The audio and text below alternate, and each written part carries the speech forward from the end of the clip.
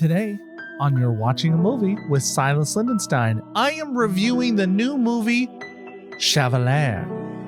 You're watching a movie with Silas Lindenstein. In the theaters you find this. So go and press play and rewind this. This picture is timeless. Love it like it or we lose it, can't find it. And we ain't keen on being reminded about the film if it isn't tough. We spend a lot of time at the cinema. It's just me and my friends, we watch plenty stuff. For movies, yeah, I've been above.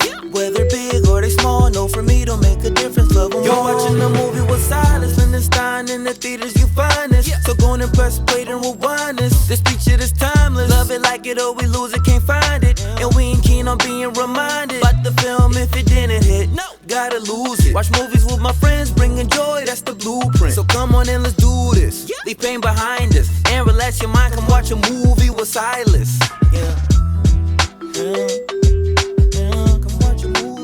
Hello, everybody, and welcome to You're Watching a Movie with Silas Lindenstein. I am your host, Silas Lindenstein. Today, I am reviewing the new movie, Chevalier. Chevalier?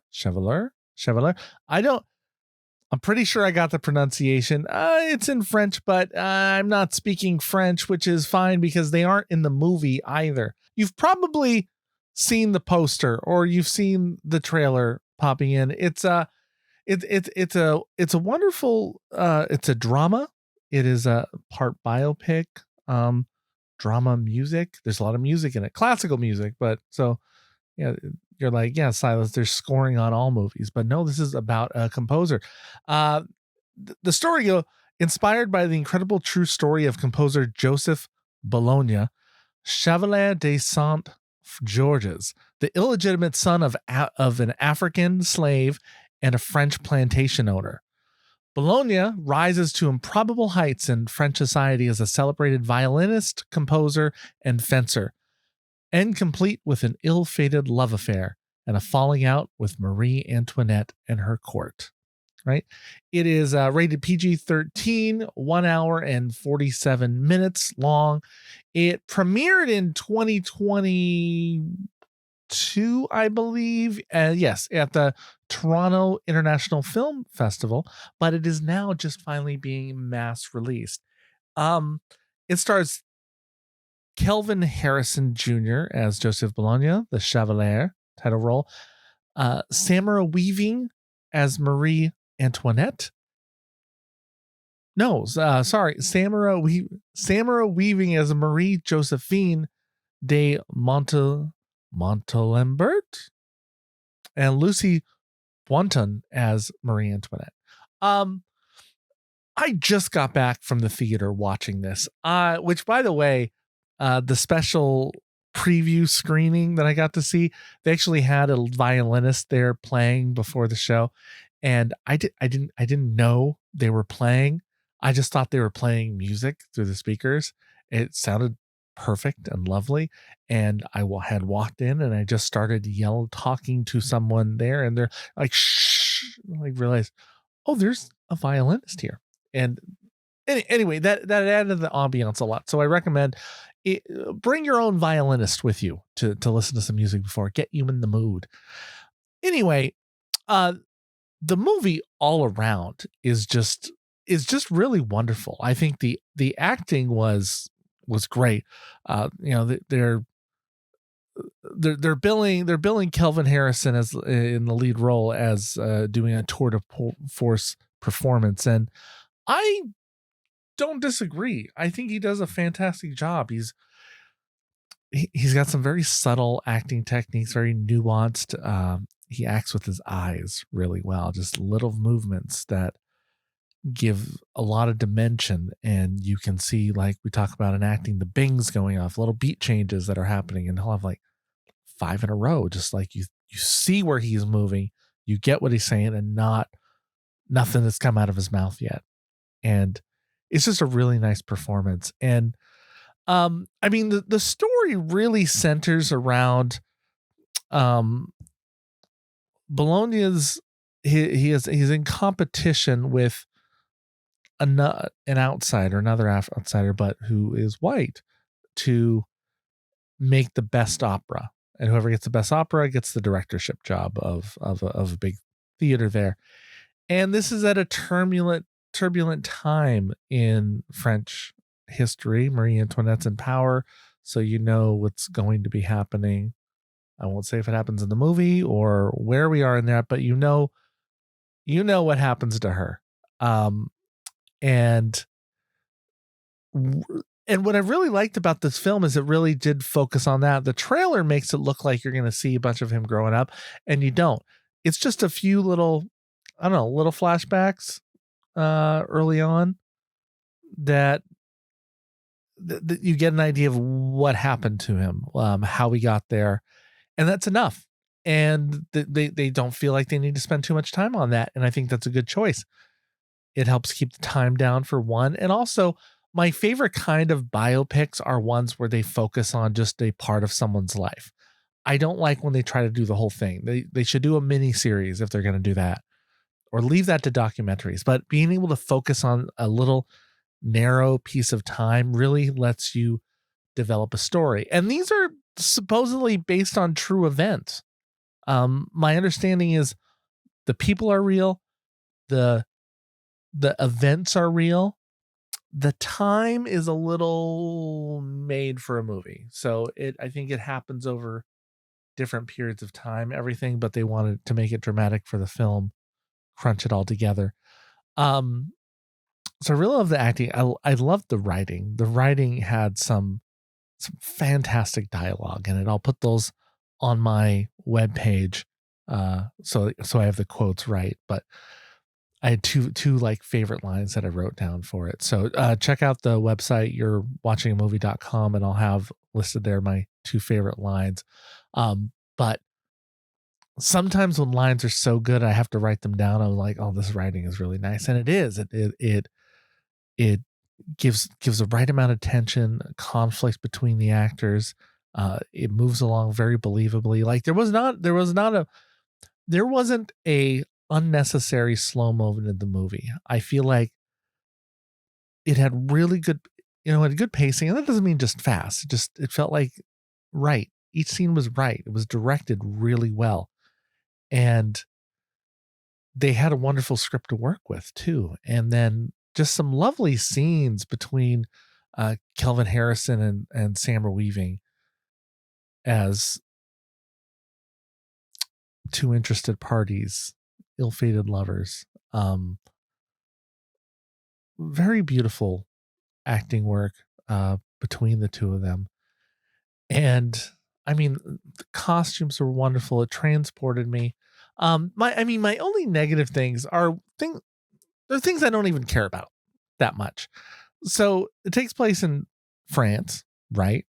And they're just kind of speaking English, which is fine, but they don't really even have a French accent. Like this is maybe a tiniest bit here. I mean, they don't like have an English accent, which would have been maybe a little worse, but they it's kind of neat. There's a scene where they're speaking English, and then he's talking to a woman and she speaks in a different language. I don't know what language it was, because he says French is the preferred language here. So she stops speaking whatever language she has to speak French, which is English, which is what we're hearing. And I get it. That's what you're not going to get Americans to go see a French film. You're not going to get them to see, we don't do well with subtitled movies in this country. So you're not going to break out far if you do that. And so it's understandable, but it's just kind of funny to watch that they're French. And this is a guy who loves Star Trek Next Generation, where a guy named Picard is a clearly British actor with a British accent. So, and he owns a French winery. I mean, that's silly too, but there you are. There we are. Okay. So, is this rewatchable? Yes. I will probably watch this right again. Like, I didn't know how I would feel going into it. I was like, I want to like this, but I remember like Amadeus when I was a kid, not liking, like being bored. And is this going to be too much about classical music, which I'm I don't hate classical music. Just it's okay. It's in backgrounds and such, but I wouldn't necessarily put it on. I wouldn't think of putting it on, right? Um, but this got me excited. Like you can't deny, like when you hear really great violin playing, and I know that's not who he was. It's all there, but it was really nice. It was really nice to listen to, and they've like a dance battle sort of, but it's a violin battle with Mozart right in the beginning, and it's in the trailer. And it's really fun to see. I don't know if they really did any of that, but I hope they do. In my head, I'm gonna say they really did that. They made classical music fun. Can you imagine that? Like a classical music movie was fun. It's fun and exciting, and there's a big part of him being a black man in the French society, in the French class, where he's risen to this high society, but he can't marry somebody of his skin tone because he would lose his title. But he can't. It's illegal for him to marry someone who's not. So he's caught between a rock and a hard place there for love. But he's really good. He's really confident. Yeah, I just can't. I feel like I can't say enough good things about the film. I think I was thinking about this, the lesson of the film, because part of it is really about being your best self and not apologizing for it. I think that was my big takeaway from it. Like I could see there is sort of a clash in it between, this could have been two films. The film could have been a little bit more leading to the revolution, right? You could have done more of him in the revolution and made it like a part war movie, but it's not. But it's like it's mainly about this competition, right? But you can like see the embers of what's going to go off. Like, I don't want them to do a sequel, but you might. I don't know what happened in more of his life, but there's a lot of it that I could see you doing a sequel to this and finding out what happens to him after this. Because like I said, it's a short time period of it, but he plays an important role, more than I knew about. And at first I was mad early on because I thought, well, how come I didn't learn this in my history books? And I'm like, well, because it was in France and not here. But he seems to be an important person now in classical music. Maybe one of the best ever violinists that we'll never know because they didn't record stuff then. But scholars have unearthed info about him over the years, despite a lot was being destroyed, and that's a historical thing. So, yeah. And so in my ranking system of love it, like it, or lose it, I am going to give Chevalier a love it. Excellent directing, excellent acting, excellent writing.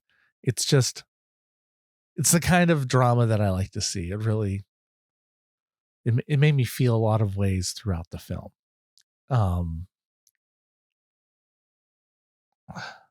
Maybe an uplifted, rising up. I don't know, but it. But I know this. I said I normally do the podcast the next day, or I write the review the next day so I can simmer on it and maybe write it out. And I said, you know what? I'm so excited about this film. I want to go talk about it right now. I want to tell everybody. I want you to capture my excitement for this film on audio, on video, wherever you're consuming this platform. I wanted you to hear it in my voice. When a film excites you, it excites you and you want to share it with people. And I worry about this film. I worry that It is too early in the year to be considered for awards. Will it be? I don't know.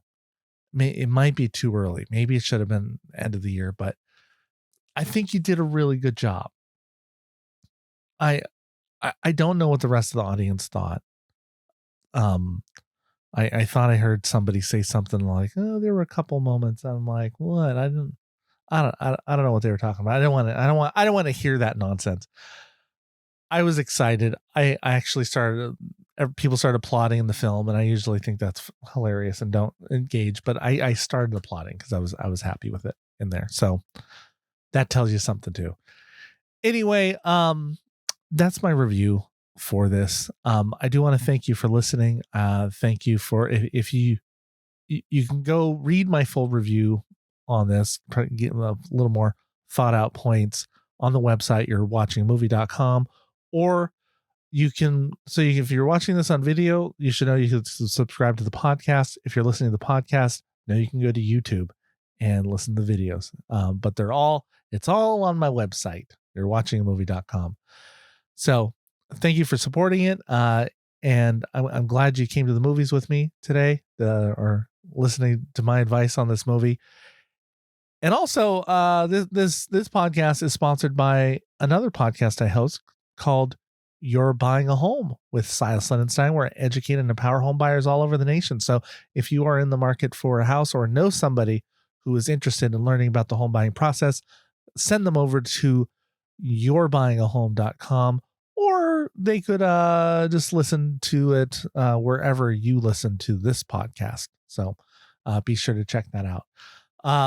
But hey, until next time, my name is Silas Lindenstein. Thank you for listening, and thank you for watching a movie with Silas Lindenstein. You're watching a movie with Silas Lindenstein. In the theaters you find this, so go and press play and rewind this. The speech it is timeless. Love it like it or we lose it, can't find it. And we ain't keen on being reminded about the film if it isn't tough. We spend a lot of time at the cinema. It's just me and my friends, we watch plenty stuff. For movies, yeah, I've been above. Whether big or they small, no, for me don't make a difference, love them. You're watching a movie with Silas Lindenstein. In the theaters you find this, so go and press play and rewind this. The speech it is timeless. Love it like it or we lose it, can't find it. And we ain't keen on being reminded about the film if it didn't hit. No, gotta lose it. Watch movies with my friends, bringing joy, that's the blueprint. So come on and let's do this. Leave pain behind us and relax your mind. Come watch a movie with Silas.